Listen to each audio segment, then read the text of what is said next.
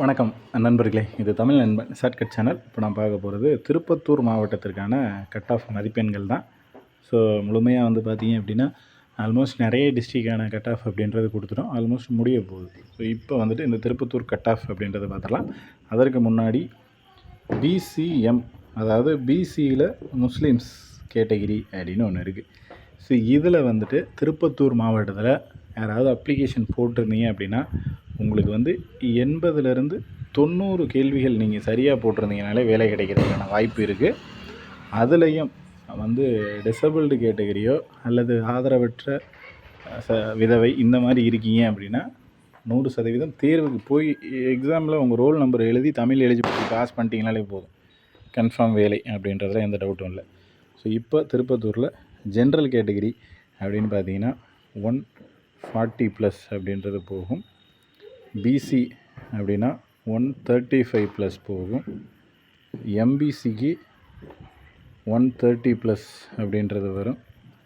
SC கேட்டகிரிக்கு 125+ அப்படின்றது வரும். எஸ்சிஏக்கு 125+ same அதே மாதிரி தான் வரும்.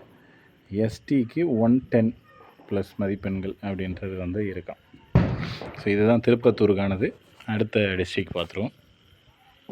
ஸோ இப்போ திருப்பூர் டிஸ்ட்ரிக்டானது ஜென்ரல் கேட்டகிரியில் நீங்கள் வந்து ஜென்ரலில் போட்டி போடுறீங்க அப்படின்னா 145+ இந்த ரேஞ்சில் வரும். பிசி அப்படின்னா 140+ வந்து வரும். எம்பிசி அப்படின்னா 135+ அப்படின்றது வரும். எஸ்சி கேட்டகிரி அப்படின்னா 120+ அப்படின்றது வரும். எஸ்சிஏக்கு 110+ அப்படின்றது வரும். எஸ்டி கேட்டகிரிக்கு 120+ அப்படின்றது கட் ஆஃப் வரும்.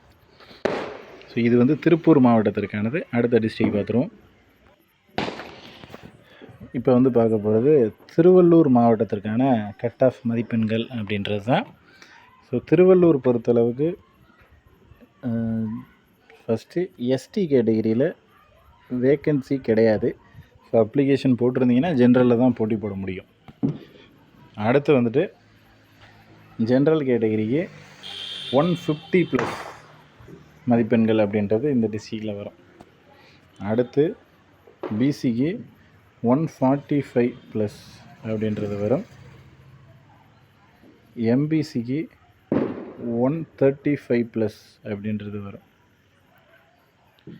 எஸ்சி கேட்டகிரிக்கு 130+, எஸ்சிஏக்கு 120+ வரும். எஸ்டி அதான் வேக்கண்ட் இல்லை அப்படின்றத சொல்லியிருக்கோம். ஓகேங்களா?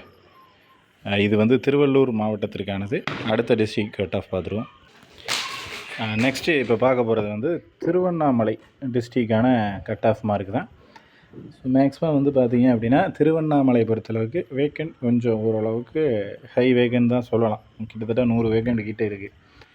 இதில் வந்து பார்த்தீங்க அப்படின்னா ஜென்ரல் கேட்டகரிக்கு 145+ அப்படின்றது வரும். இதுவே பிசி அப்படின்னா 140+ அப்படின்றது வரும். எம்பிசி டிஎன்சிக்கு 125+ அப்படின்றது வரும். எஸ்சி கேட்டகரிக்கு 130+ அப்படின்றது வரும். எஸ்சிஏ இதுக்கு வந்து 120+ அப்படின்றது வரும். எஸ்டிக்கு சேம் 120+ மதிப்பெண்கள் அப்படின்றது வரும். ஸோ திருவண்ணாமலை அதற்கான கட் ஆஃப் அப்படின்றது இதுதான்.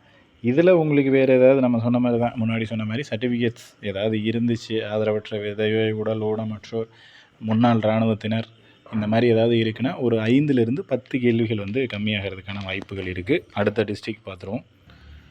ஸோ இப்போ அடுத்த டிஸ்ட்ரிக்ட் திருவாரூர் மாவட்டத்திற்கான கட் ஆஃப் மதிப்பெண்கள் தான். இதில் வந்து பார்த்தீங்க அப்படின்னா ஜென்ரல் கேட்டகிரி நீங்கள் வந்து ஜென்ரலில் போட்டி போடுறீங்க. எஸ்டிக்கு வேக்கண்ட் இல்லைங்க, அவர் சொல்ல மறந்துட்டேன். வேக்கன்சி வந்து இங்கே எஸ்டினா ஜென்ரல் கேட்டகிரியில் தான் போவீங்க. ஸோ ஜென்ரலுக்கு 135+ கொஷின்ஸ் இருந்தாலே போதும். அடுத்து வந்து பிசிக்கு 130+ கொஷின்ஸ் அப்படின்றது இருந்தால் போதும். அடுத்து வந்து எம்பிசி, டிஎன்சி 120 ப்ளஸ் கேள்விகள் சரியாக இருந்தாலே வேலை கிடைக்கிறதுக்கான வாய்ப்புகள் இருக்குது. எஸ்சிக்கு 115 ப்ளஸ் கேள்விகள், எஸ்சிஏ இது 110 ப்ளஸ் கேள்விகள் சரியாக போட்டிருந்தீங்க அப்படின்னா போதும்.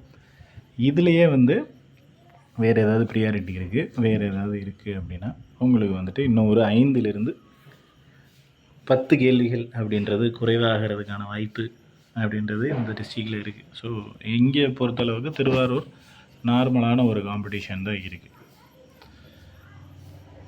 ஆல்மோஸ்ட் ஒரு 90% டிஸ்ட்ரிக்ட் முடிச்சாச்சு. இன்னும் கொஞ்சம் தான், ஒரு 4-5 டிஸ்ட்ரிக்ட் தான் இருக்குது. அடுத்து ஒரு வீடியோ எடுத்தோம் அப்படின்னா ஆல்மோஸ்ட் எல்லா டிஸ்ட்ரிக்டும் முடிஞ்சிடும். அடுத்த கடைசி வீடியோவில் மயிலாடுதுறை ஆட் பண்ணிடுவோம். ஏன்னா லாஸ்ட் வீடியோவில் சொல்லியிருந்தேன், மயிலாடுதுறை நம்ம கொடுக்கல, ஏன்னா அதுக்கான டேட்டாஸ் கிடைக்கல அப்படின்னு சொல்லியிருந்தோம். இப்போ ஓரளவுக்கு ஓகே இருக்குது. அதை வச்சு நம்மளால் கட் ஆஃப் அப்படின்றது ப்ரெடிக்ஷன் பண்ண முடியும். அதாவது ப்ரெடிக்ஷன் பண்ண முடிகிற அளவுக்கான டேட்டாஸ் இருந்தால் தான் நம்ம கட் ஆஃப் அப்படின்றது கொடுப்போம். ஸோ அதனால தான் அதை மயிலாடுதுறையை பெண்டிங்கில் வச்சுருந்தோம். இப்போ ஆல்மோஸ்ட் ரெடி ஆகிடுச்சு, கொடுத்துருவோம். அதுக்கான கட் ஆஃப் அப்படின்றது அடுத்த வீடியோவில், கடைசி வீடியோவில் மயிலாடுதுறையும் ஆட் பண்ணிடுவோம். ஆல்மோஸ்ட் 38 டிஸ்ட்ரிக்கும் அடுத்த வீடியோவில் முடிஞ்சிடும். இதில் உங்களுக்கு கட் ஆஃப் மார்க் அப்படின்றது ஒரு சில டிஸ்ட்ரிக்டில் அதிகமாக சொன்னால் ஏன் இவ்வளோ அதிகம் அப்படின்னு கேட்குறீங்க. கம்மியாக சொன்னீங்கன்னா இல்லை இதில் காம்படிஷன் அதிகமாக இருக்குது, நீங்கள் கட் ஆஃப் ரொம்ப கம்மியாக சொல்கிறீங்க அப்படின்னு கேட்குறீங்க. எல்லாரோட மனசையும் அதாவது மனுஷங்க மனசை நம்ம ஃபுல்ஃபில் பண்ணுறதுக்காக கட் ஆஃப் வீடியோ போடலை. நமக்கு கிடைச்ச தகவலோட அடிப்படையில் தான் கட் ஆஃப் வீடியோ அப்படின்றது போடுறோம்.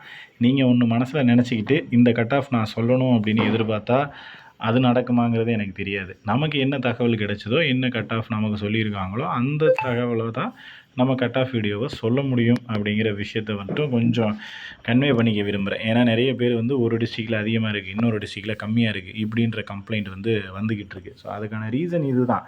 நமக்கு என்ன கிடைச்சிருக்கோ, நமக்கு என்ன தெரியுமோ அதை தான் நம்ம கட் ஆஃப் கொடுக்க முடியும். நீங்கள் ஒரு விஷயத்தை நினச்சிக்கிட்டு நீங்கள் 130 கட் ஆஃப் வரும்னு நீங்கள் நினச்சிருப்பீங்க.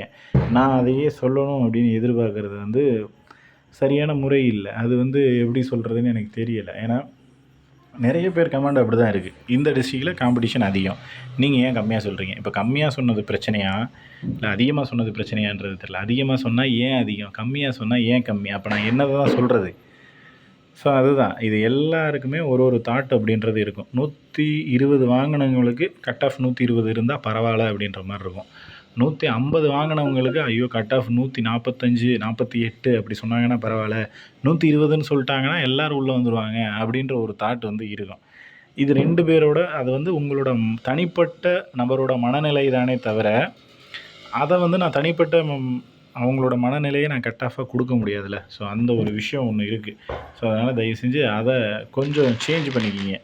கொடுக்குற கட் ஆஃப் ஒரு 90% சரியாக இருக்கும் அப்படின்றத சொல்லிட்டோம். அதில் ஒரு 5 மார்க்கு கம்மியாகிறது கூட வர்றது நார்மல் தான். அதை விட்டுட்டு நீங்கள் ஓரளவுக்கு ஒரு ப்ரெடிக்ஷன் அப்படின்றது சொன்னீங்கன்னா அதை நம்ம ஏற்றுக்கிற அளவுக்கான ஒரு இது இல்லை. ஸோ டேட்டாஸ் கலெக்ட் பண்ணி தான் வீடியோ போடுறோம், நம்ம சும்மா போடலை. மேக்ஸிமம் அதுதான் 90% வரைக்கும் சரியாக தான் இருக்கும். அதனால் ஓரளவுக்கு நம்பலாம். வெயிட் பண்ணி பார்ப்போம். கட் ஆஃப் வரும்போது இதுக்கான ஒரு முடிவு அப்படின்றது தெரிஞ்சிடும். ஸோ நெக்ஸ்ட்டு எடுத்த வீடியோவில் எல்லா டிஸ்ட்ரிக்டோட கட் ஆஃபும் முடிஞ்சிடும் அப்படின்னு நம்புவோம். நெக்ஸ்ட் அடுத்த வீடியோவில் பார்க்கலாம். தேங்க்யூ.